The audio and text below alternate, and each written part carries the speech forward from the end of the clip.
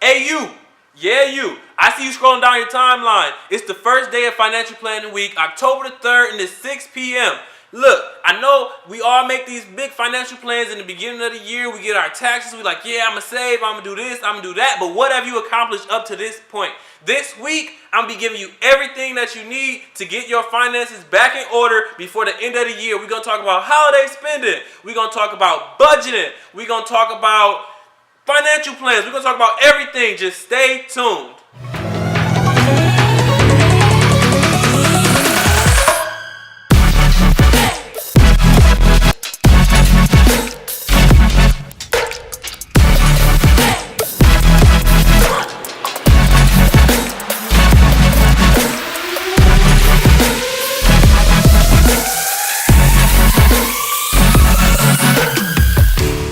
It's the first day of financial planning week. Listen, I know we all say that we're going to write down these financial goals, then half the year go by, we still ain't got it down, and then the other half go by, we still ain't got it down. Then the next, you know what happened next? Tax time rolled around and we said we're going to do the same thing again and we don't do nothing. What I want to talk to you today about is some of the key financial terms and then writing down financial goals. So, writing down financial goals is important because if you don't write it down, then you're not going to remember it. If you don't write it down, then you don't have a vision for it. It's important to write down these financial goals if you want to achieve them. And the financial terms I want to talk about is just a couple of terms that I feel like are important when it comes to finance and learning a little bit more about money. The first financial term I want to talk about is compound interest. What is compound interest? First, to understand compound interest, you need to understand simple interest. Simple interest is this. I'm going to break it down like this. Say you got $10,000 in your bank account, right?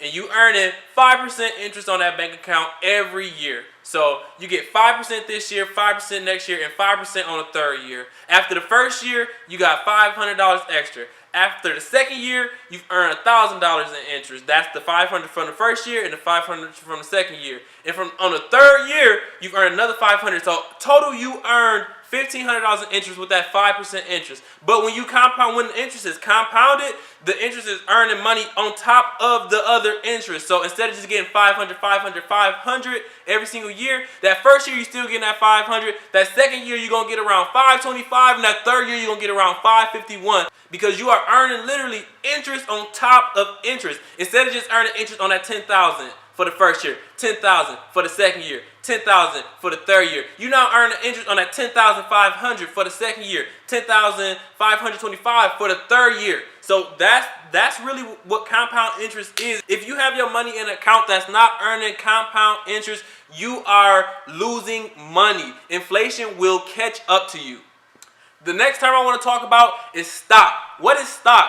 Owning stock is when you become an owner of a certain company. So say you love Nike, you love to buy shoes. You have 100 pair of Nike.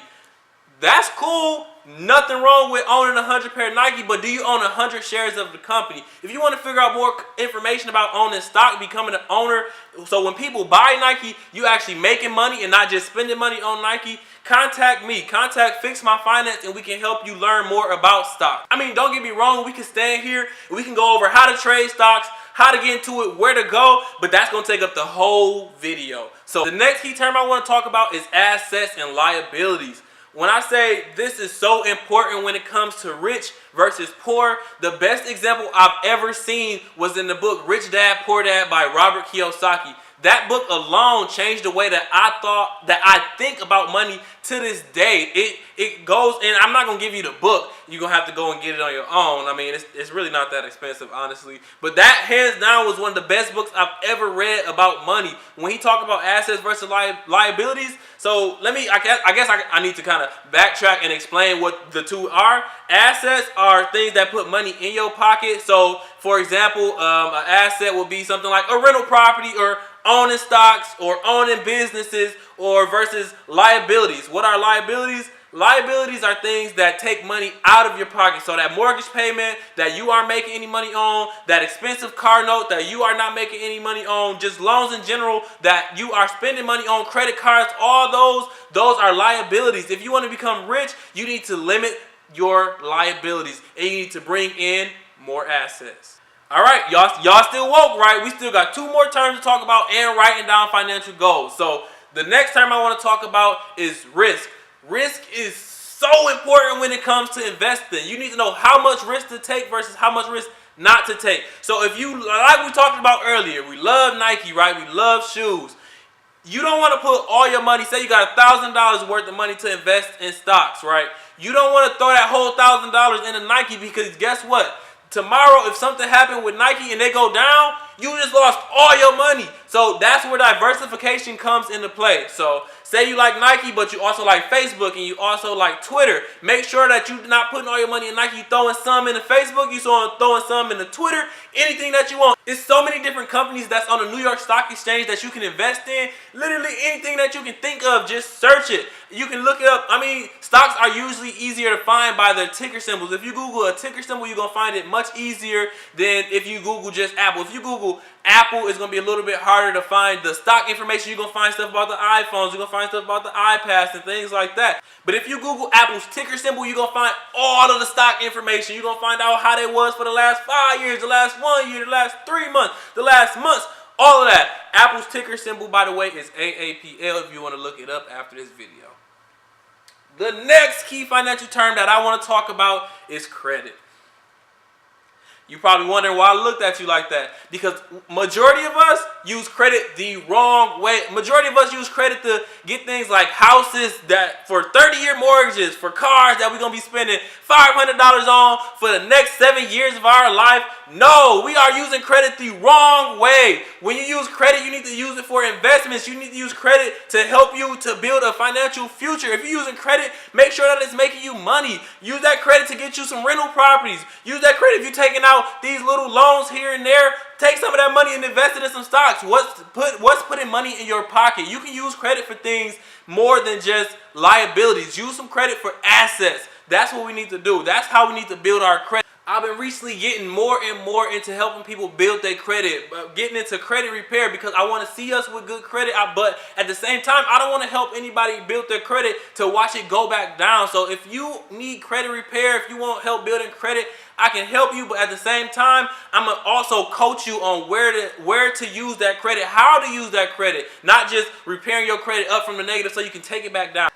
Now that we are done talking about financial terms, let's talk about writing down our financial goals. Listen, people, why don't we write down our financial goals? I mean, I know it takes, a good hour and a half to do it, but it's so important. You need to do it at least once a month. I really say do it every pay period. If you get paid every week, bi-weekly, whatever, you need to do it every pay period. But if that's too much for you, then at least once a month to know where you at. Have you written down your financial goals? Where you want to be in a year? Where you want to be in, 6 months? Where you want to be in 10 years? Where you want to be in 5 years? All this needs to be written down. You need to have a goal. If you don't have a goal that's written down, you can never achieve it. Starting off, writing down your financial goals, you need to figure out 2 things. How much money you have and what your wants and needs are. You need to figure out how much money you have in the sense of not just bank accounts. Stop when you're thinking of money, stop just thinking of banks and stop just thinking that's the only money that you have. When you own assets like rental properties, that's money. When you own stocks, that's money. All of that is a part of your net worth. So when you're calculating your money, you need to figure out how much money you have in total with everything. The next thing is your wants and your needs. You need to categorize everything that you want, everything that you need, and make sure that you put the needs at the top of the list. Nothing is too big, nothing is too small. Every want and need needs to be on that list, because if you miss one little thing, that can throw the entire budget, the entire financial plan off. That can throw everything off. So no matter how big it is, no matter how small it is, throw it on the wants and needs list. When you got that together, make a list of your short-term and your long-term goals. It don't matter how long-term you want to go. It don't matter how short-term. Whatever your goal is what you need to write down. Next, you need to determine the cost of these short and these long-term goals. So if you say you want to buy a house within 3 years and you know you're going to have to put a $25,000 payment down, that's around what? $8,300 a year? What, around $700 a month? If you can't afford that, then you need to redo your budget. You need to redo your financial plan, because we have these unrealistic expectations of what we want within these unrealistic time frames, and we can never achieve them, and we feel like we never progressing because we don't write everything down, we don't plan it out, and when it don't work, we just quit. So now it's time to get up It's time to get a pen, it's time to get a paper, and it's time to write down some financial goals. Take these key terms, take this information about writing down financial plans, and get to work. Again, my name is Sly Tyler. I'm the CEO and founder of Fix My Finance LLC. Thank you for tuning in to the first day. Tomorrow we'll be at Great Lakes Christian College teaching those freshmen about financial planning and a little bit about financial goals, everything. Thank you for tuning in. Have a great night.